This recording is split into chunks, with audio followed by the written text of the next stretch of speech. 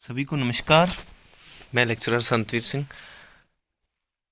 जो सीटेट का एग्ज़ाम हुआ है, तो पहले तो मैं आपको ये बताना चाहूँगा कि एग्ज़ाम में जो साइकोलॉजी थी वो कोई ज़्यादा टफ नहीं आई।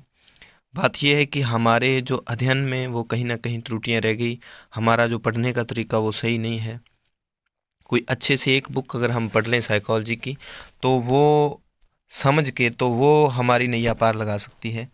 और मैंने जो जिस समय मैं तैयारी कर रहा था, तो मैंने जो हस्तलिखित नोट्स बनाए थे, उनमें से मेरा पर्सनल जो अनुभव है वो ये बताता है कि हर बार उन जो नोट्स में से बहुत सारे प्रश्न जो आते हैं, तो किसी को वो नोट्स चाहिए होंगे तो वो मैं आपको उपलब्ध करवा दूंगा।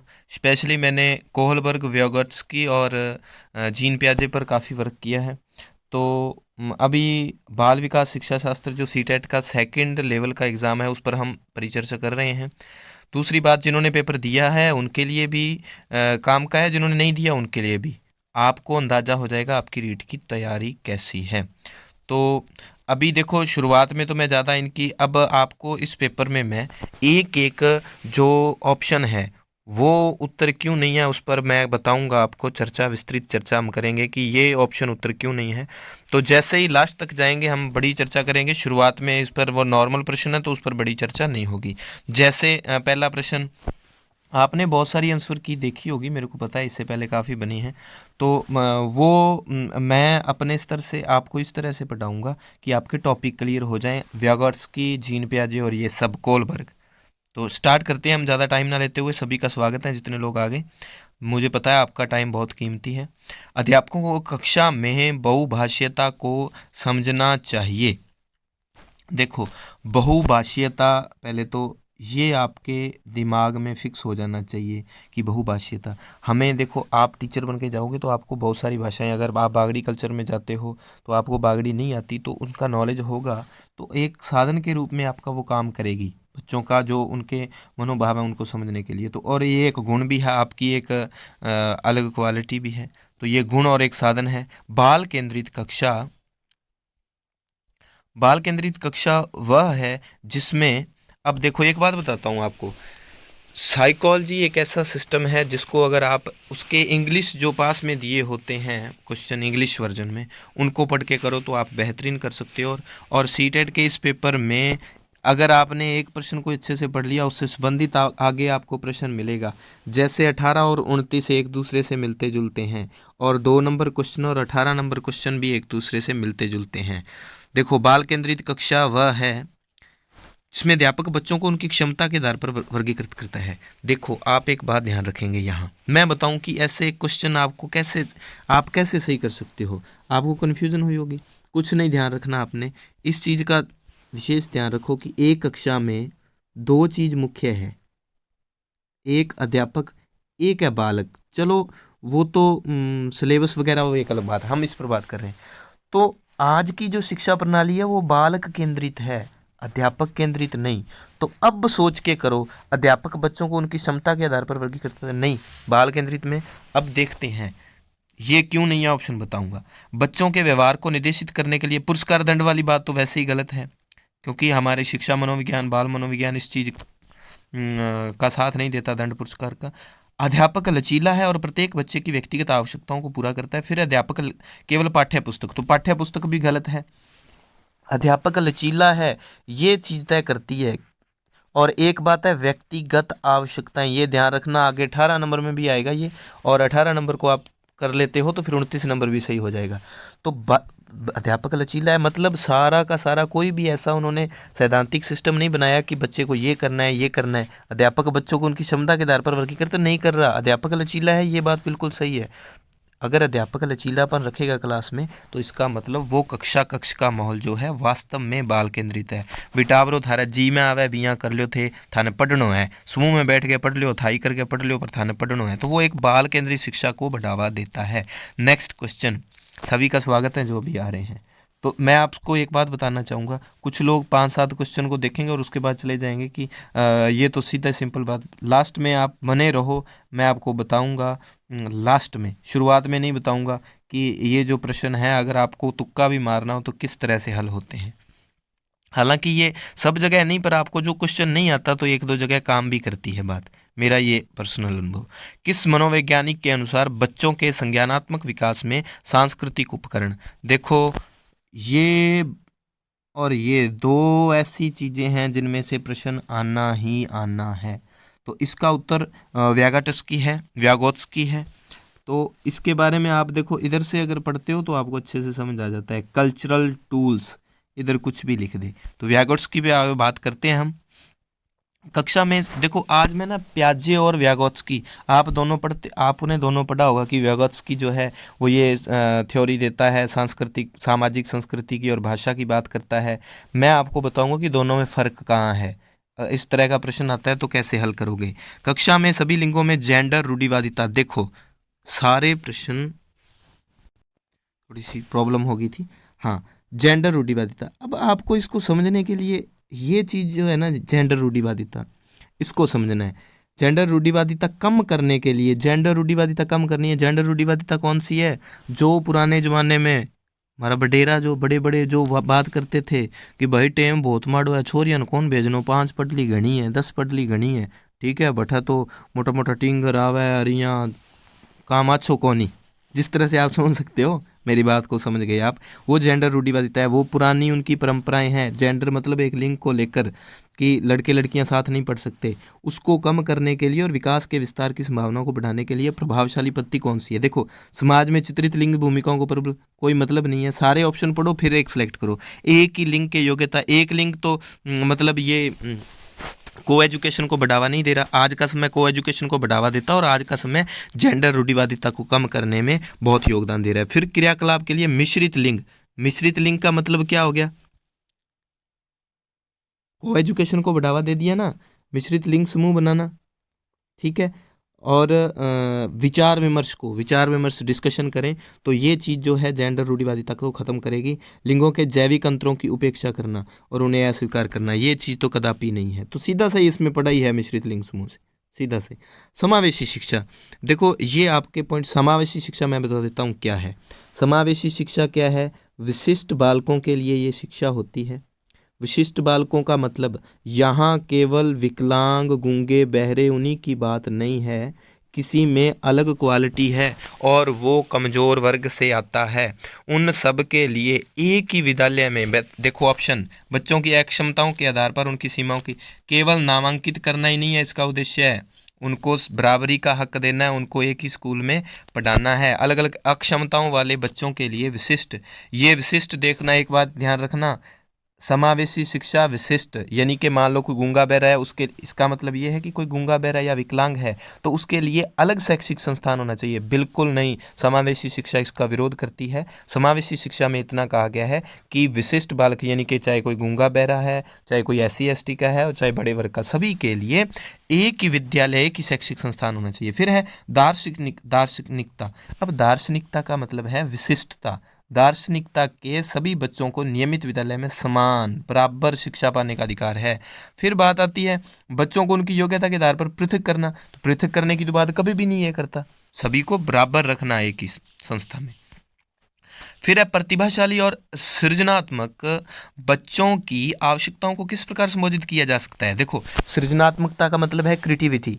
अब आपने ध्यान रखना है, सृजना क्रिएटिविटी कैसे आती है? मान लो बच्चा की कोई कचरे का डिब्बा है, उससे कोई बहुत शानदार चीज़ बना ले, तो उसको जब चुनौती मिलती है, एक टास्क मिलता है, जैसे बिग बॉस में मिलता है, काफ़ी लोग देखते होंगे बिग बॉस में जो टास्क मिलता है, पर जिनको रीट का भूत सवार है वो कहाँ देखते हैं बिग बॉस। चलो अब बात करते हैं वे प्रश्न देखकर जिनमें अभिमुखी चिंतन की आवश्यकता है, किस प्रकार संबोधित? बिल्कुल नहीं। फिर है प्रश्न हल करने के लिए विशिष्ट निर्देशों की आवश्यकता नहीं है। सृजनात्मक अगर कोई क्रिएटिव बालक है तो वो किसी के निर्देश के अनुसार नहीं, उसकी अपनी कलाकारियाँ होती है, रटने पर तो मतलब ही नहीं। तो चुनौतीपूर्ण कार्य यानी कि टास्क देना, तो यहाँ से आप समझ जाओ कि चैलेंजिंग टास्क सृजनात्मक बालक ही उसको एक्सेप्ट करते हैं। पठन वैफल्य बच्चों की पहचान किस प्रकार की जा सकती है? देखिए ये है डिसलेक्सिया। तो आपको वो जो डिस्ग्राफिया और डिस्कैलोलिया और डिसलेक्सिया और एक और जो चारों हैं उनको अच्छे से याद कर लेना आप। यहाँ देखो जो डिसलेक्सिया है वो मूलतः तो पढ़ने में कोई त्रुटि आ रही है और वाचन यानी कि बोलने में आ रही है, तो वो डिसलेक्सिया के अंतर्गत आते हैं। तो पढ़ने और लिखने वाला भी, और केवल लिखने की अगर बात की जाए कि लिखने में उसको दिक्कत आ रही है, प्रॉब्लम आ रही है, तो वो डिस्ग्राफिया में चला जाता है। तो और तो इससे अब और ऑप्शन की क्या व्याख्या करनी, ये तो इसके आसपास भी नहीं है, बहुत ही आसान था ये तो करना। आंशिक दृष्टि वाले विद्यार्थियों के लिए निम्नलिखित में से कौन सी अधिगम सामग्री उपयुक्त नहीं है। अब देखो, आपको आंशिक दृष्टि वाली बात को समझना है। एक तो पहले मतलब कि बच्चे की निज्जर बहुत ही कमजोर है भाई, चश्मा लाग गया। अब देखो थोड़ा थोड़ा अंधो है। त्रिविमीय नक्शे और चार्ट मैं बता दूं आपको, ये मैथ में होते हैं द्विविमीय और त्रिविमीय। द्विविमीय जैसे त्रिभुज चतुर्भुज उनकी बात की जाती है, और गोला शंकु बेलन ये सारे त्रिविमीय होते हैं। और इन नक्शों को बड़े बड़े एक चार्ट के सामने जैसे शंकु या गोला रख दिया, और फिर सामने रखा जाएगा कि ये लुढ़कने वाली है या सिरकने वाली क्या चीज़ है, तो बड़े बड़े उसके अक्षरों में छोटी क्लासों में पढ़ाया जाता है कुछ स्टेट्स में इस तरह से। तो वो त्रिविमीय नक्शे हैं। एमपी में तो बुक्स लगती हैं छोटे स्तर पर काफ़ी। बोलती पुस्तकें या स्पर्शीय सूचना पट, ये भी आंशिक दृष्टि वालों के लिए स्पर्श करके वो समझ सके, ये भी उनके लिए उपयुक्त है।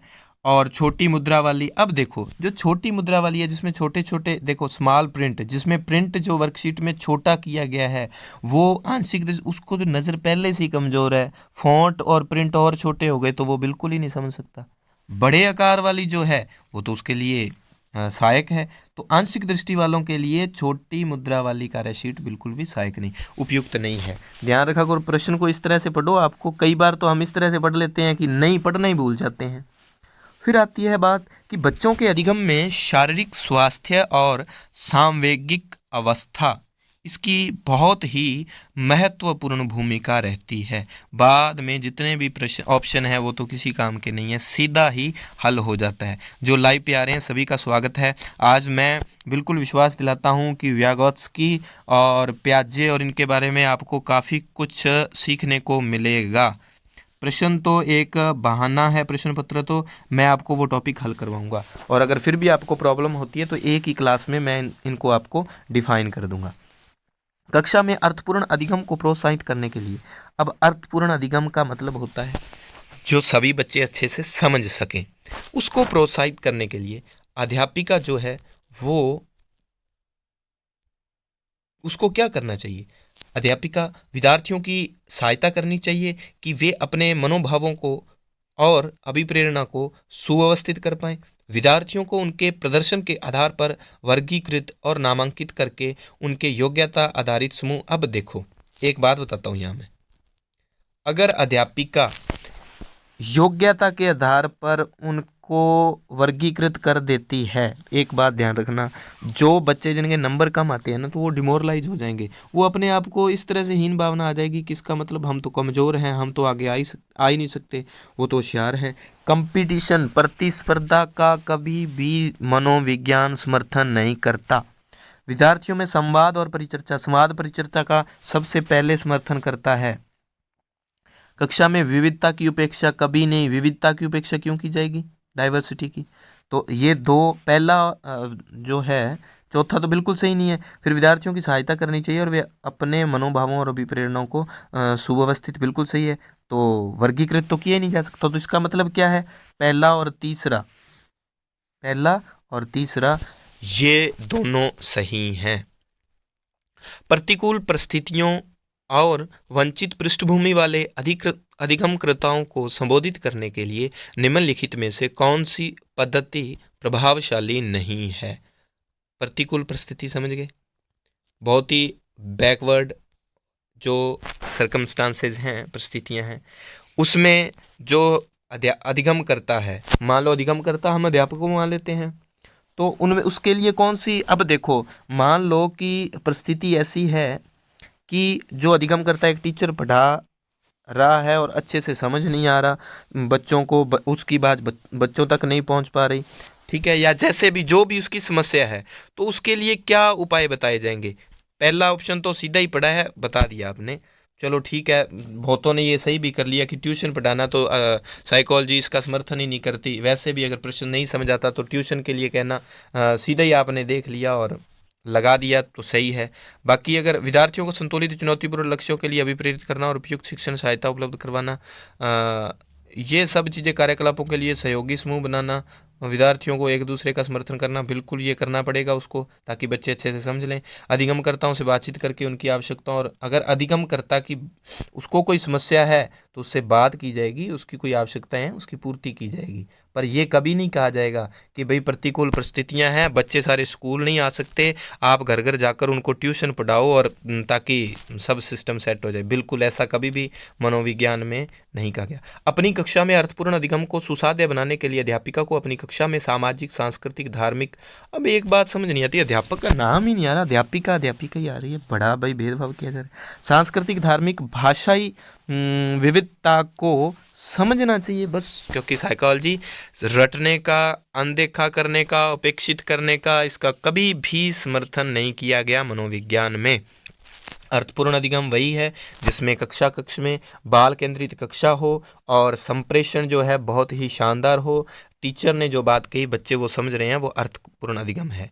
ठीक है, कक्षा में प्रभावशाली अधिगम के लिए डैश वातावरण की रचना करनी चाहिए बजाय डैश। अब देखो, कक्षा में प्रभावशाली अधिगम बनाने के लिए सहयोगिक वातावरण होना चाहिए। प्रतिस्पर्धात्मक, देखो प्रतिशत, अभी मैंने क्या कहा, साइकोलॉजी में दंड पुरस्कार, प्रतिस्पर्धा, इसकी कभी भाई इसका समर्थन नहीं किया जाता। सहयोग का समर्थन किया जाता है, बाल केंद्रितता का समर्थन किया जाता है, बच्चे की व्यक्तिगत आवश्यकताओं को ध्यान में रखते हुए पढ़ाने का समर्थन किया जाता है। ये ध्यान रखना है। इसका 4 नंबर ऑप्शन सही है। निम्नलिखित में से कौन सा उदाहरण विद्यार्थियों को अधिगम के लिए अभिप्रेरित करने के लिए प्रभावशाली पद्धति है? कुछ लोग अभी आए हैं, सभी का स्वागत है। तो अभिप्रेरित करने के लिए प्रभावशाली पद्धति है, कौन सा उदाहरण विद्यार्थियों को अधिगम के लिए अभिप्रेरित करने के लिए? तो यहाँ देखो, सीखने से ज़्यादा कार्य पूर्ण करने पर, सीखने से ज़्यादा कार्य पूर्ण करने पर बल बिल्कुल नहीं, सीखने पर ज़्यादा ध्यान दिया जाता है। वे कार्य देना जो कि बहुत सरल हो, बिल्कुल नहीं। प्रतियोगिताओं के लिए बहुत से अवसर उत्पन्न करना। अब देखो प्रश्न, ये एक शब्द आया है, मैं इसको अंडरलाइन करता हूं। ये क्या समझे आप? प्रश्न को अच्छे से समझो और फिर अब एक बंदे का नाम याद करो, लेव व्यागोत्स्की। निम्नलिखित में से कौन सा उदाहरण विद्यार्थियों को अधिगम के लिए अभिप्रेरित करने के लिए प्रभावशाली है? आपने, मैं इसलिए कहता हूँ कि इंग्लिश को पढ़ो अच्छे से, आपने इंग्लिश की तरफ ध्यान नहीं दिया, ठीक है, और सीधा कर दिया कि बहुत से अवसर उत्पन्न, बिल्कुल नहीं।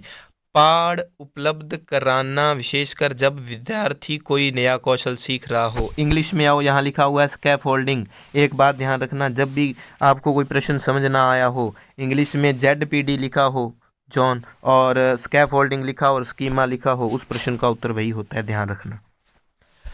अब स्कैफोल्डिंग को सहारा देना, पाड़, ये सब हिंदी में नाम आते हैं, इंग्लिश में स्कैफोल्डिंग। अब देखो व्यागोत्स्की क्या कहता है, जब कोई बच्चा कोई काम कर रहा है तो उच्चतम कौशल वाला व्यक्ति या उसका टीचर हिंट देके, संकेत के माध्यम से अगर उसको कोई दिक्कत आ रही है उसको समझा देगा, उसकी हेल्प कर देगा, ताकि वो कार्य को प्रगति दे सके, उस कार्य में आगे बढ़ सके।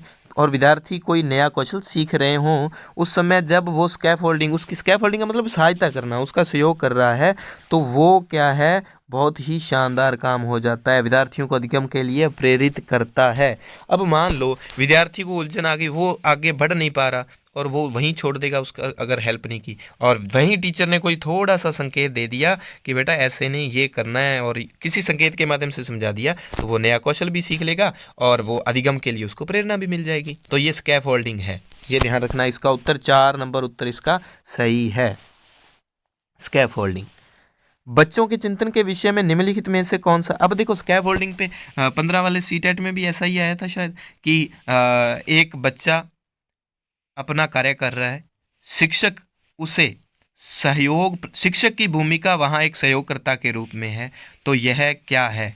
तो यह उसने व्यागोत्स्की ने जो थ्योरी दी स्कैफोल्डिंग वो ये है, व्यागोत्स्की की जो थ्योरी। व्यागोत्स्की और व्यागोत्स्की दोनों ही नाम माने जा सकते। बच्चों के चिंतन के विषय में निम्नलिखित में से कौन सा कथन सही नहीं है? देखते हैं बच्चों के चिंतन। बच्चे प्रत्ययों को स्वयं नहीं सोच सकते और अध्यापक की मूल भूमिका उन्हें जानकारी उपलब्ध कराना है। बच्चे अपने आसपास की विविध घटनाओं के बारे में सक्रियता पूर्वक सोचते हैं और अन्वेषण की लालसा होती है। बच्चे अपने आसपास की वस्तुओं को जानने के लिए जन्मजात जिज्ञासु होते हैं, बिल्कुल होते हैं। बच्चे अपने आसपास की विविध घटनाओं के बारे में स्वयं अपने सिद्धांतों की रचना करते हैं, बिल्कुल। कोई आसपास घटना देखी ना, फिर अपने ही सिद्धांत बना लेते हैं, अरे यूँ बंग है भी यूँ हो, जब आंगा यूँ करके आपका ही न्यारा ही सिद्धांत बन जाए। तो सही कौन सा नहीं है? सही ये कह रहा है कि बच्चे प्रत्ययों को स्वयं नहीं सोच सकते। क्यों नहीं सोच सकते? जीन पियाजे ने क्या कहा? जीन पियाजे ये कहता है, देखो जीन पियाजे की अगर थ्योरी पढ़ो तो पियाजे ये कहता है कि बच्चे भाषा नहीं पहले सीखते, बच्चे क्या सीखते हैं? चिंतन। जीन पियाजे और व्यागोत्स्की में फ़र्क क्या है?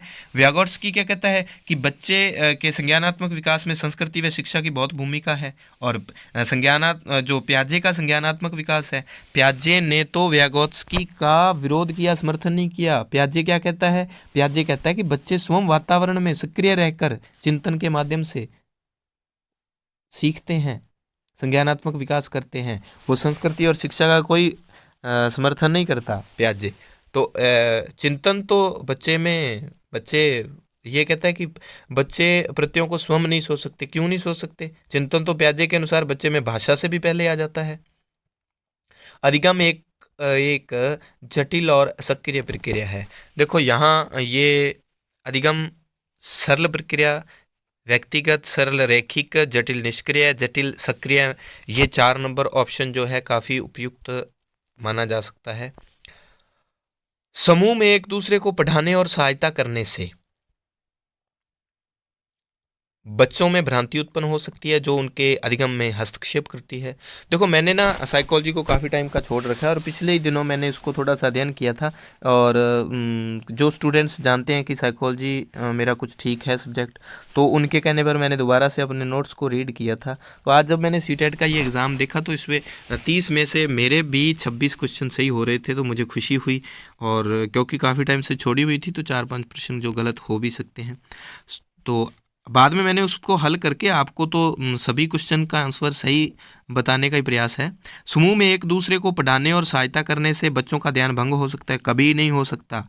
बच्चे में प्रतिस्पर्धात्मक प्रवृत्ति उत्पन्न होती है जो कि अधिगम में विघ्न, रुकावट, बिल्कुल कभी नहीं। बच्चे स्वयं की चिंतन प्रक्रिया पर आक्षेप कर सकते हैं और संज्ञानात्मक क्रियाकलाप के उच्च स्तर पर पहुंच सकते हैं। पियाजे इस बात का बहुत समर्थन करते हैं। ठीक है, तो 4 नंबर ऑप्शन इसका सही हो गया। जब वो समूह में बैठकर एक। अब देखो 18 नंबर क्वेश्चन और 2 नंबर क्वेश्चन आया था। 2 नंबर पर चलते हैं, अपने थोड़ा सा पीछे चलते हैं। 2 नंबर को पढ़ो फिर आओ। बहुत ही बाल केंद्रित कक्षा क्या है? अध्यापक लचीला है और प्रत्येक बच्चे की व्यक्तिगत आवश्यकताओं को पूरा करता है। 18 नंबर पे चलते हैं।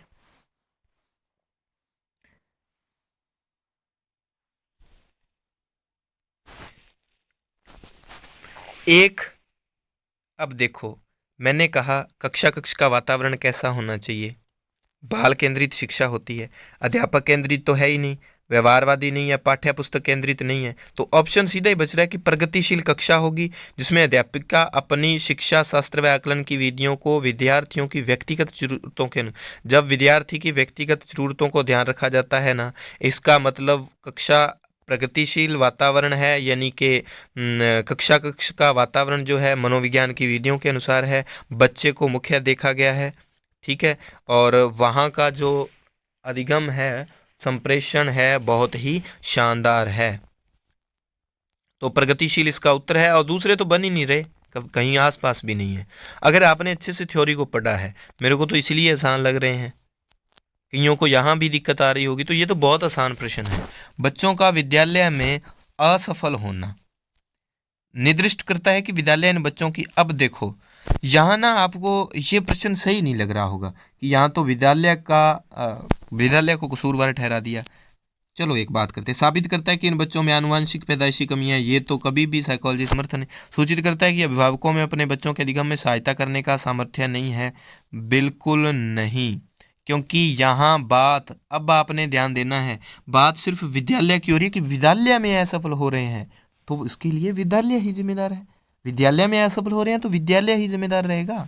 कलाकारियाँ मत करना, बस प्रश्न को अच्छे से पढ़ना है, चारों ऑप्शन को संयम के साथ। जब भी साइकोलॉजी का पेपर करो तो आप ना पानी पी लिया करो उस समय, चाहे परीक्षा कक्ष में बैठे हों। प्रस्तावित करता है कि वंचित पृष्ठभूमि, कभी नहीं, वो सीधा सही वहीं क्लियर हो गई बात। विद्यालय की बात है तो विद्यालय में कमी है, जिसकी बात है तो उसी जगह पे कमी है।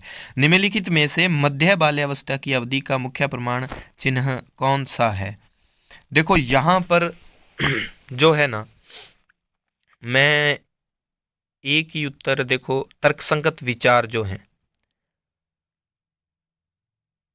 तर्कसंगत विचारों का विकास जो कि प्राकृतिक रूप से मूर्त। देखो मूर्त विचार बच्चे में कब आते हैं? मूर्त और अमूर्त विचार जब हम जीन प्याजे को अच्छे से पढ़ते हैं, ठीक है, इसी समय आते हैं, मध्य बाल्यावस्था के समय। तो प्रतीकात्मक खेल का उभरना, जब आप विकास में सीधा बाल्यावस्था को पढ़ते हो तो खेल की भावना और ये चीज़ भी उसमें आती हैं। तो यहाँ पर दोनों, मैं मान सकता हूँ कि दोनों में से कोई और हो सकता है, किसी एक जो आंसर का मैं समर्थन नहीं कर सकता यहाँ पर। इसलिए मैंने कहा मेरे को चार क्वेश्चनों में थोड़ा सा डाउट रहा था। बच्चों के समाजीकरण में विद्यालय, अब देखो प्राथमिक कारण प्राथमिक परिवार, परिवार क्या है? प्राथमिक कारक। और विद्यालय क्या है? द्वितीयक कारक।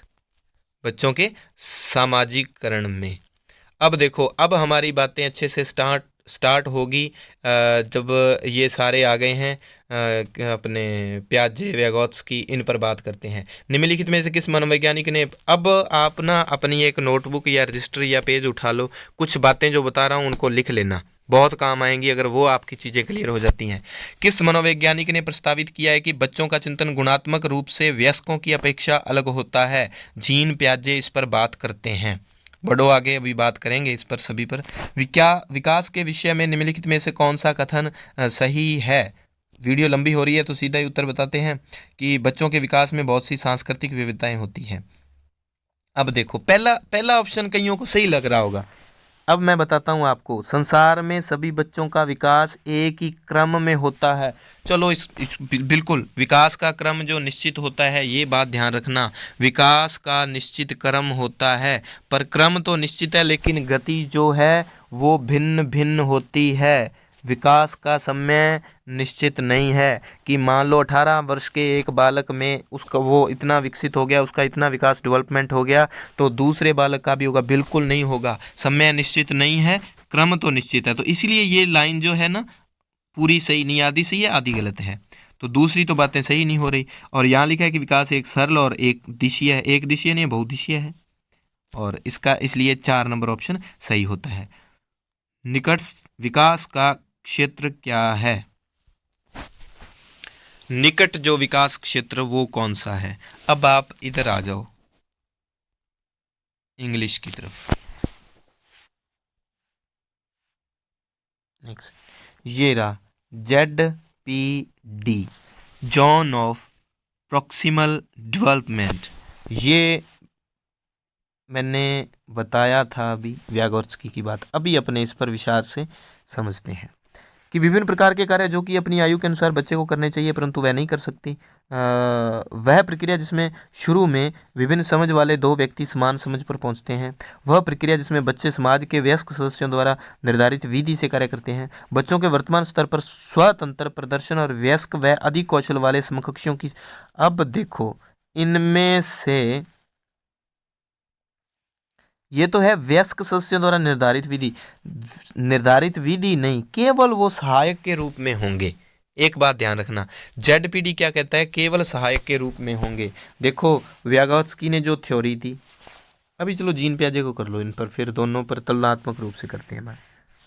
जीन पियाजे के अनुसार बच्चे अमूर्त संक्रियात्मक अवस्था में, अब इनको ना मैंने जो रजिस्टर नोट्स तैयार किए थे, अगर किसी को चाहिए तो बता देना। पियाजे कोहलबर्ग और व्यागोत्स्की, इनके जो मैंने पेज तैयार किए हैं वो पढ़ लेना। और मैं विश्वास दिलाता हूँ और दावा भी करता हूँ कि इनमें से आपका प्रश्न जो है ना, सी टेट है चाहे आर टेट रीट, किसी में इनमें आपका गलत नहीं होगा। देखो जीन पियाजे के अनुसार बच्चे अमूर्त संक्रियात्मक, देखो पियाजे कौन सी थ्योरी देता है? पियाजे देता है जी ऑपरेशनल, प्याज का ऑपरेशन करना है, केंद्रीकरण और अनुत्क्रमणीय सोच से आबद्ध है। हमें ये देखना है कि अमूर्त संक्रियात्मक अवस्था कौन सी है। पहली तो है सेंसरी मोटोर स्टेज, फिर है प्री ऑपरेशनल, फिर है कंक्रीट यानी कि मूर्त वाली, और फिर है लास्ट में फॉर्मल ऑपरेशनल, जिसको हम कहते हैं अमूर्त, जो फॉर्मेलिटी पर आधारित है। अब देखो यहां हमने देखना है अमूर्त वाली, लास्ट वाली। तो केंद्रीकरण की प्रवृत्ति कौन सी अवस्था में होती है बालक में, ये हमें देखना है। आपने पढ़ा होगा तो बता दूं आपको, केंद्रीकरण क्या होता है पहले तो ये समझना है आपने। केंद्रीकरण कि बच्चा किसी एक पक्ष पर ही ध्यान देता है। मान लो कांच की गोलियां हैं, दूर दूर रखी हैं, और एक उतनी ही कांच की गोलियां बिल्कुल पास पास रखी है। बच्चे को पूछ लिया कि कौन सी ज़्यादा है, जो दूर दूर रखी है उसको लगेगा इसका फैलाव ज़्यादा है, तो ये जो है ज़्यादा होगी। तो उसका एक वो केंद्रीकरण की प्रवृत्ति, जैसे एक लंबा गिलास है, एक चौड़ा बर्तन है, लंबे गिलास में भी दूध है, और एक एक बड़ा है, यानी कि उसका आकार ज़्यादा बड़ा है लेकिन लंबाई में कम है, उसमें दूध है। तो बच्चे आजकल के वैसे दूध कम ही पीते हैं, बॉर्नवीटा वाले बच्चे।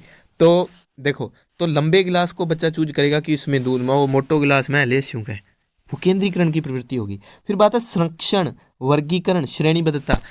तो केंद्रीकरण की प्रवृत्ति बच्चे में कब आती है? केंद्रीकरण की प्रवृत्ति बच्चे में आती है मूर्त जो अवस्था होती है, कंक्रीट जो स्टेज होती है 7 से 11 वर्ष, प्री ऑपरेशनल के बाद जो होती है ना दूसरी तीसरी जो अवस्था है, मूर्त कंक्रीट अवस्था है, उसमें ये जो विधि, संरक्षण, वर्गीकरण, श्रेणी, ये सब उसमें आती है मूर्त संक्रियात्मक अवस्था में। और केंद्रीकरण की, सॉरी मैंने आपको शायद गलत बता दिया, केंद्रीकरण की दूसरी, क्षमा चाहूँगा थोड़ी सी दिक्कत हो गई थी वीडियो में।